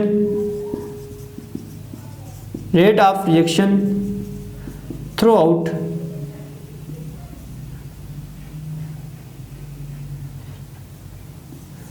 through out is not same नहीं थी। शुरू में आपके पास क्या है, प्रोडक्ट बहुत तेजी से बने, मतलब कि आप क्या लिख सकते हो कि initially the product form very fastly, initially the product form very fastly and then क्या हो गया आपके पास स्लो डाउन। क्या हो चुके हैं प्रोडक्ट, फिर क्या हो चुके हैं स्लो डाउन, SLOW स्लो। अब मुझे ये समझ नहीं आ रही कि आप लोगों के कैमरे के अंदर नजर आ रहा है या नहीं नजर आ रहा। चलो बेटो हम नेक्स्ट लेक्चर की तरफ चलेंगे। तो बच्चों अब हम लोग आते हैं नेक्स्ट टॉपिक की तरफ, physical parameter that affect the rate of chemical reaction. वो कौन कौन से फैक्टर हैं जो केमिकल रिएक्शन की रेट को क्या कर रहे हैं, स्पीड को क्या कर रहे हैं, अफेक्ट कर रहे हैं। ये हम लोगों ने इस टॉपिक के अंदर क्या करना है, देखना है। बड़ा इजी टॉपिक है, इंशाल्लाह 6, 7, 8 मिनट मैक्सिमम 10 मिनट के अंदर हम इसको निपटा देंगे, कोई इशू वाली बात नहीं है इसकी। अब देखो एक बात मैं आप लोगों को बता दूं कि इस वीडियो लेक्चर के डिस्क्रिप्शन के अंदर मैं व्हाट्सएप ग्रुप का लिंक शेयर कर दिया, उसको आप लोगों ने ज्वाइन कर लेना है। जब आप लोग ज्वाइन कर लोगे बाद में आपको बताऊंगा क्या करना है। चलते हैं टॉपिक की तरफ। अब सबसे पहला जो मेरे पास फिजिकल पैरामीटर है जो मेरे पास केमिकल रिएक्शन की स्पीड को अफेक्ट कर रहा है वो है चेंज इन मास। अब मेरे पास क्या है, अब मैं आप लोगों को एक बात बताऊं, अब मैं एक मिनट मार्कर ले लेता हूं, ये मार्कर कर लेता उठा लिए। अब मैं आप लोगों को एक बात बताऊं, अब एक जो केमिकल रिएक्शन होता है उसके अंदर मेरे पास दो चीजें होती हैं, रिएक्टेंट और साथ में क्या होता है प्रोडक्ट। दो चीजें होती है, रिएक्टेंट और साथ में क्या होता है आपके पास प्रोडक्ट होता है। तो मैं ले लेता हूं रिएक्टेंट और क्या होता है प्रोडक्ट।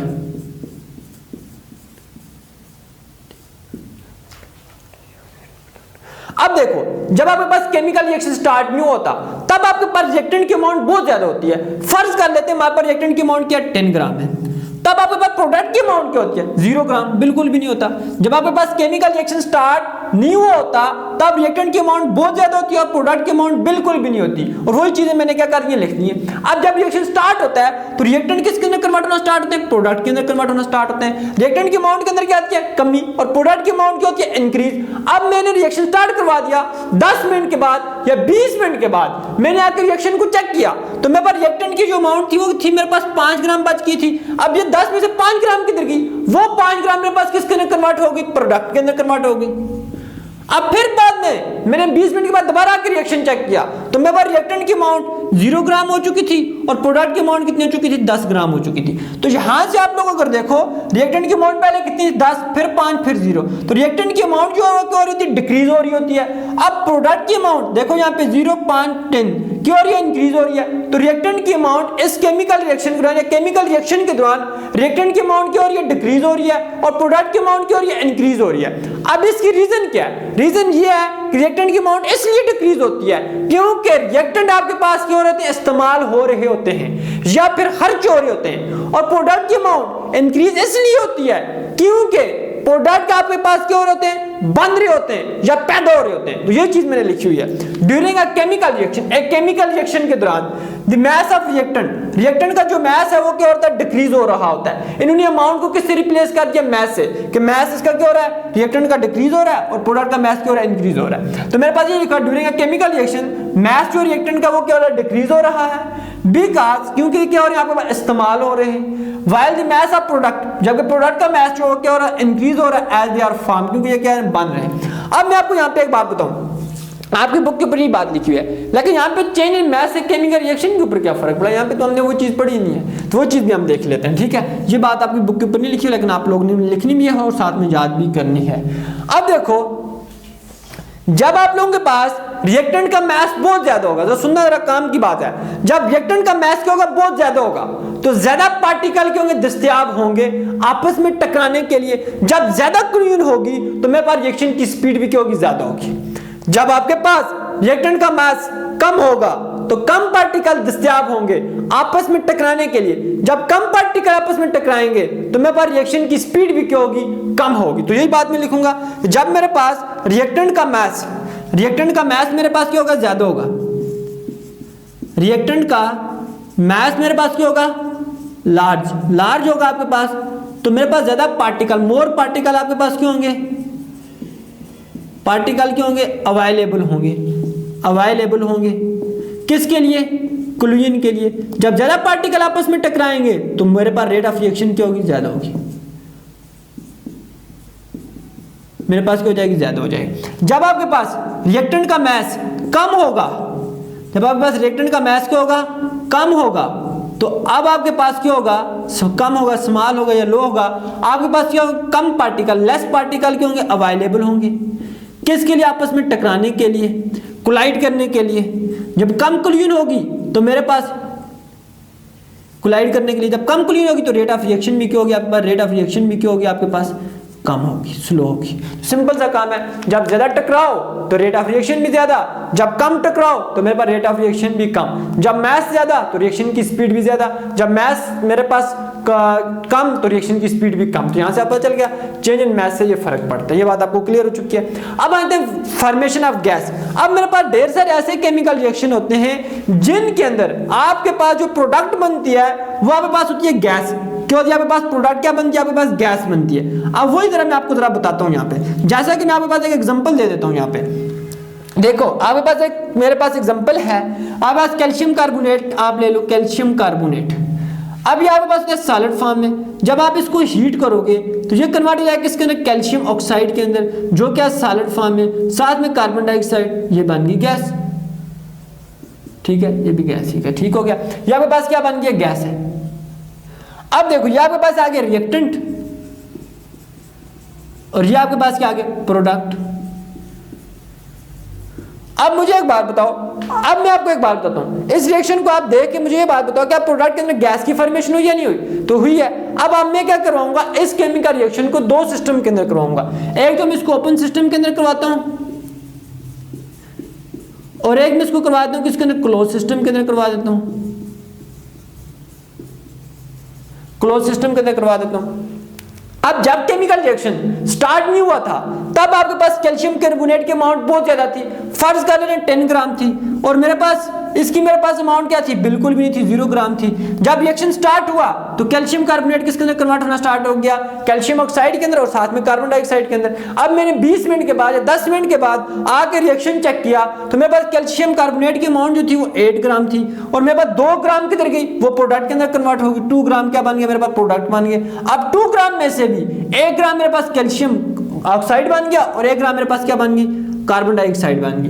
अब मुझे एक बात बताओ, अब अगर आप लोग मैं पहले यहाँ पे कंटेनर बना लेता हूँ, एक ओपन कंटेनर बना लेता हूँ, ये आ गया ओपन कंटेनर। यहाँ पे मैंने ये कैल्शियम कार्बोनेट CaCO3 ले लिया, जब मैंने इसको हीट किया ये कन्वर्ट हो गया CaO के अंदर और साथ में कार्बन डाइऑक्साइड के अंदर। अब ये रिएक्शन किधर हो रहा है, ओपन कंटेनर के अंदर।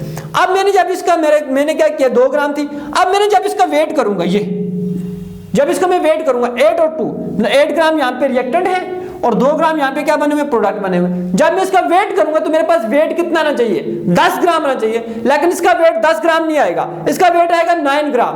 क्यों, क्योंकि वहां से जो 1 ग्राम कार्बन डाइऑक्साइड बनी थी वो वहां से क्या हो चुकी है, बाहर निकल चुकी है, क्योंकि सिस्टम मेरे पास क्या था, ओपन था। तो इसलिए मेरे पास रिएक्शन मिक्सचर का, ये जो रिएक्शन मिक्सचर है इसका मैस क्या हो जाएगा, कम हो जाएगा।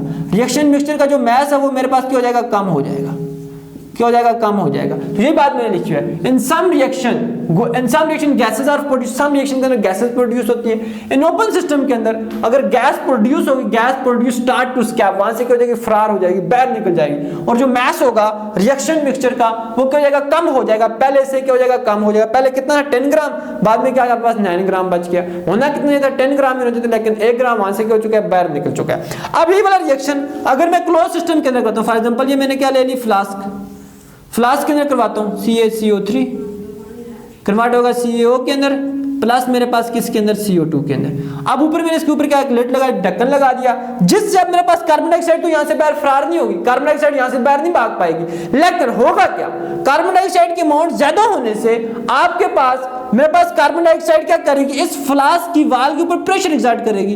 प्रेशर जब एग्जर्ट करेगी, वॉल्यूम तो मेरे पास इंक्रीज नहीं हो रहा ना, इसका मैं वॉल्यूम इंक्रीज नहीं कर रहा। जब वॉल्यूम इंक्रीज कर रहा होता, प्रेशर भी इंक्रीज हो रहा होता, तब तो कोई फर्क ना पड़ता। लेकिन प्रेशर इंक्रीज हो रहा है लेकिन वॉल्यूम इंक्रीज नहीं हो रहा, जिसकी वजह से आपके पास एक टाइम ऐसा आता है कि फ्लास्क फट जाती है, इतना प्रेशर बढ़ जाता है। तो मेरे पास क्या होता है कि यहाँ पे ये काम मैंने लिखा हुआ है, in close system gas produce escape can not escape, gas जो प्रोड्यूस हो स्कैप नहीं हो सकती, बट लेकिन प्रेशर आपके पास क्या होता है, इंक्रीज हो जाता है। क्यों, बिकॉज वॉल्यूम रिमेन कांस्टेंट, क्योंकि वॉल्यूम आपके पास क्या होता है, कांस्टेंट होता है। अब लास्ट पे टेम्परेचर मेरे पास क्या है, अब जब आप टेम्परेचर इंक्रीज करते हो तो पार्टिकल की काइनेटिक एनर्जी इंक्रीज हो जाती है। जब पार्टिकल की काइनेटिक एनर्जी इंक्रीज होती है तो पार्टिकल इधर उधर बड़ी तेजी से भागना स्टार्ट करते हैं, इधर उधर सही तेजी से भागना स्टार्ट कर जाते हैं। अब जब पार्टिकल इधर तेजी से भागते हैं, एक तो बहुत जोर से आपस में टकराते हैं और बार बार टकराते हैं, इससे मेरे पास रिएक्शन की स्पीड क्या होती है, इंक्रीज हो जाती है। ये लिखा हुआ है इंक्रीज इन टेम्परेचर इंक्रीज करने से increase the velocity of reactant, reactant के पार्टिकल की वेलोसिटी भी इंक्रीज होती है। Due to this particle start to collide, particle आपस में टकराना स्टार्ट कर देते हैं मोर फ्रीक्वेंटली, क्या नाम है, जोर से और बार बार, और इसकी वजह से रिएक्शन की स्पीड क्या होती है आपके पास, इंक्रीज हो जाती है। अब हम लोग नेक्स्ट टॉपिक की तरफ मूव करते हैं, ठीक है। तो बच्चों अब हम लोग आते हैं लास्ट टॉपिक की तरफ, role of chemical kinetics in food industry, कि फूड इंडस्ट्री के अंदर केमिकल काइनेटिक्स का क्या रोल है। केमिकल काइनेटिक्स मीन दैट कि रिएक्शन की स्पीड का फूड इंडस्ट्री के ऊपर क्या रोल है, इसी तरह रिएक्शन के मैकेनिज्म का फूड इंडस्ट्री के ऊपर क्या रोल है, इसी तरह वो फैक्टर जो केमिकल रिएक्शन की स्पीड को अफेक्ट करते हैं उनका मेरे पास फूड इंडस्ट्री के ऊपर क्या रोल है। अब हमारे पास जो सबसे बड़ा मसला जो है ना वो ये है कि फूड हमारी क्या होती है, खराब हो जाती है। अब हम लोग कोई भी फूड बनाए वो कुछ अर्से के बाद खुद ब खुद क्या हो जाती है, खराब हो जाती है। अब क्वेश्चन ये है कि फूड खुद ब खुद खराब क्यों होती है। अब इसकी रीजन ये है कि फूड के अंदर खुद ब खुद केमिकल रिएक्शन होते हैं और वो फूड को खराब कर देते हैं। अब केमिकल काइनेटिक्स हम लोगों को ऐसे मेथड बताती है वो रिएक्शन जो फूड को खराब कर रहे होते हैं, या तो फिर हम उनको स्लो डाउन कर देते हैं या फिर हम उनको स्टॉप कर देते हैं, जिससे फूड खराब होने से बच जाती है। आप लोगों को थोड़ा सा आइडिया हो गया होगा। अब यहाँ पे 5 पॉइंट्स हैं, इन 5 पॉइंट्स को मैं क्या करूंगा, एक्सप्लेन करता हूँ 1 बाय 1। अब जो पहला पॉइंट है वो क्या कह रहा है, अब ये कह रहा है केमिकल काइनेटिक्स हम लोगों को फूड को काटने और ले जाने के लिए सबसे अच्छे वक्त को पहचानने में हमारी क्या करती है, मदद करती है, जिससे फूड की आपके पास टेस्ट, उसकी मेरे पास उसका मेरे पास अपीयरेंस, उसकी लुक और उसकी न्यूट्रिशनल कंटेंट बिल्कुल बेहतरीन रहते हैं। न्यूट्रिशनल कंटेंट मीन दैट कि आपके पास जितने कार्बोहाइड्रेट उसके अंदर होने चाहिए उतने होते हैं, जितने प्रोटीन उसके अंदर होने चाहिए उतने होते हैं, जितने विटामिन उसके अंदर होने चाहिए इतने विटामिन उसके अंदर होते हैं। तो ये हमारे पास क्या है, पहला केमिकल काइनेटिक्स का हमारे पास क्या है, आपके पास फूड इंडस्ट्री के अंदर रोल है। अब देखो मैं आप लोगों को एक और बात बताता हूँ छोटी सी, यहाँ पे एक्सप्लेन करता हूँ ये चीज। अब केमिकल काइनेटिक्स ना बेसिकली हम लोगों को किसी भी फूड को पकने में कितना टाइम लगता है ये पता लगाने में हमारी मदद करती है। जैसा कि एग्जांपल के तौर पे एक फूड है, उसको पकने में केमिकल काइनेटिक्स ने मदद की कि उसको पकने में 6 मंथ लग जाएंगे। कितने माह लग जाएंगे, 6 माह, 6 मंथ लग जाएंगे। अब हम लोगों ने इस फूड को ट्रांसपोर्ट करना 2 कंट्री के अंदर, एक हमने करना है यूएसए के अंदर और एक हमने करना है किसके अंदर, America, USA United state of America, और एक हमने करना है चाइना के अंदर। ठीक हो गया। अब इस फूड को मैंने क्या करना है, 2 ममालिक के अंदर ट्रांसपोर्ट करना है, यूएसए और चाइना के अंदर। अब यूएसए के अंदर इस फूड को पहुंचते हुए 1 मंथ लग जाएगा। कितने में लग जाएगा, 1 महीना। और चाइना साथ ही है, इसको हम चाइना पहुंचाते हुए हमें सिर्फ लग जाएंगे 10 दिन, 10 डेज। तो मैं क्या करूंगा, अब फूड को मुकम्मल तौर पर तैयार होने से 1 महीना पहले क्या कर लूंगा, उतार लूंगा और उसको यूएस से भेज दूंगा। जब वो यूएस से पहुंचेगी तो वो मेरे पास क्या होगी, अपने बेहतरीन जायके के अंदर होगी, बेहतरीन अपीयरेंस के अंदर होगी, हमारे पास क्या होगी, वहां पे मौजूद हो जाएगी।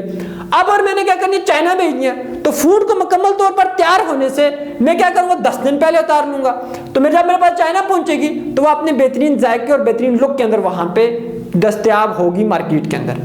अब अगर फूड मुकम्मल तौर पर तैयार हो जाए फिर उतार के मैं उसको यूएस से भेजूं तो फिर उसको 1 महीने के अंदर तैयार होने के बाद जब वो पहुंचेगी वहां पे तो उसका तो भुसलाम निकला होगा, बिल्कुल खराब होगी। ऐसी बात है ना। तो ये हमारे पास जो टाइम होता है, ऑप्टिमम टाइम, जो सही टाइम होता है, ये हमें क्या नाम है, केमिकल काइनेटिक्स आइडेंटिफाई करने में क्या करती है, मदद करती है। ये लिखा हुआ आइडेंटिफाइंग दी ऑप्टिमल टाइम। ऑप्टिमल टाइम बोलते हैं सबसे बेहतरीन टाइम, अच्छा टाइम काटने का और फिर ट्रांसपोर्ट ले जाने का। क्या करने में, फूड को काटने का और ट्रांसपोर्ट करने के लिए हमारे पास सबसे बेहतरीन टाइम आइडेंटिफाई पहचानने में हमारी कौन मदद करता है, केमिकल काइनेटिक्स, ताकि उसका टेस्ट जो है बिल्कुल अच्छा रहे। टेक्सचर बोलते हैं उसकी लुक, उसकी अपीयरेंस बिल्कुल सही रहे। न्यूट्रिशनल कंटेंट बोलते हैं कि उसके अंदर कार्बोहाइड्रेट जितने होने चाहिए उतने मौजूद हों, लिपिड जितने होने चाहिए इतने मौजूद हों, विटामिन जितने होने चाहिए इतने मौजूद हों। फिर दूसरा, अब ट्रांसपोर्ट करने के दौरान ऐसे ढेर सारे फैक्टर्स हैं जो मेरे पास क्या करते हैं कि फूड को खराब कर देते हैं। ठीक हो गया। ढेर सारे ऐसे फैक्टर्स हैं जो फूड को क्या करते हैं, खराब कर देते हैं, जैसा कि टेम्परेचर, नमी। अब केमिकल काइनेटिक्स उन अवामल को आइडेंटिफाई करने में हमारी मदद करती है, फिर हम लोग उन अवामल के खिलाफ एहतियाती तदबीर अपना लेते हैं जिससे हमारी फूड बिल्कुल महफूज रहती है। तो यही लिखा हुआ है, आइडेंटिफाइंग फैक्टर, ऐसे फैक्टर्स को जानने में हमारी क्या करती है, मदद करती है डेट का डिग्रेडेशन, जो क्या करते हैं, खराब कर देते हैं फूड को ड्यूरिंग ट्रांसपोर्टेशन के दौरान। फिर नेक्स्ट पॉइंट जो है वो आपके पास क्या है, एस्टिमेटिंग ऑप्टिमल टाइम। अब ये कहती है क्या, खुराक को अच्छे वक्त पर, खुराक को क्या अच्छे वक्त पर काटने का अंदाजा लगाने में, खुराक को अच्छे वक्त पर काटने का अंदाजा लगाने में हमारे पास केमिकल काइनेटिक्स हमारी मदद करती है, ताकि जब वो मार्केट के अंदर पहुंचे तो अपनी वो बेहतरीन हालत के अंदर हो। बात समझ आई नहीं है कि खुराक को अच्छे वक्त पर काटने के, ये लिखो है ना, एस्टिमेटिंग दी अंदाजा, एस्टिमेटिंग मतलब अंदाजा लगाना, ऑप्टिमल टाइम बेहतरीन टाइम किसका, हार्वेस्ट काटने का, ठीक है ना, कि बेहतरीन टाइम काटने का अंदाजा लगाने में हमारी क्या करती है, मदद करती है, सो डैट जब प्रोडक्ट मेरे पास के मार्केट के अंदर पहुंचे तो अपनी बेस्ट बेहतरीन क्वालिटी के अंदर वहां पे हो। फिर लास्ट वाला पॉइंट, अब देखो फूड को स्टोर करने से भी फूड की खराब हो जाती है। अब केमिकल काइनेटिक्स हम लोगों को ऐसे तरीके बताती है जिससे हम लोग फूड को ट्रांसपोर्ट और फिर उसके अलावा महफूज कर सकते हैं, और मेरे पास क्या करते हैं जिससे उसकी फूड क्वालिटी या फिर आप क्या कह सकते हैं उसकी न्यूट्रिशनल वैल्यू भी क्या रहती है, मेंटेन रहती है। आसान सा पॉइंट है कि ऐसे हमें ऐसे तरीके बताती है जिससे हम लोग खुराक को क्या कर सकते हैं, स्टोर भी कर सकते हैं और ट्रांसपोर्ट भी कर सकते हैं, और ताकि उसकी मेरे पास क्या नाम है न्यूट्रिशनल वैल्यू भी फिर क्या रहती है, उसकी मेंटेन रहती है। लास्ट वाला पॉइंट कि अब फूड किस वजह से खराब होती है, केमिकल रिएक्शन की वजह से। अब ये क्या कहता है कि केमिकल काइनेटिक्स हम लोगों को ऐसे मेथड बताती है जिसकी मदद से हम लोग उन केमिकल रिएक्शन की स्पीड को क्या करते हैं, स्लो कर देते हैं, लेकिन साथ में आप लोगों ने टेम्परेचर और नमी जो है वो कंट्रोल में होनी चाहिए। ऐसा नहीं है कि आप ऐसे मेथड भी अप्लाई कर रहे हो जिनसे केमिकल रिएक्शन स्लो हो रहा है लेकिन टेम्परेचर आपने बहुत ज्यादा रखा हुआ है और नमी भी आपने बहुत ज्यादा, ऐसा नहीं होना चाहिए। अब जिससे क्या हो जाएगा कि उस फूड की जो शेल्फ लाइफ है ना वो क्या हो जाएगी, इंक्रीज हो जाएगी। तो लिखो आइडेंटिफाइंग मेथड, ऐसे मेथड हमें बताती है for slow down the specific reaction, वो रिएक्शन जो फूड को खराब कर देते हैं उनको स्लो डाउन करने में by controlling temperature and humidity. Humidity बोलते हैं नमी को, लेकिन टेम्परेचर और ह्यूमिडिटी क्या होनी चाहिए, आपकी कंट्रोल में होनी चाहिए। उससे क्या हो जाएगा, जो शेल्फ लाइफ है प्रोडक्ट की वो क्या हो जाएगी, आपके पास इंक्रीज हो जाएगी। ये हमारे पास लास्ट लेक्चर था। इंशाल्लाह हम लोग अब नेक्स्ट टॉप क्या नाम है चैप्टर के अंदर मिलेंगे, साल्ट वाले चैप्टर के अंदर इंशाल्लाह।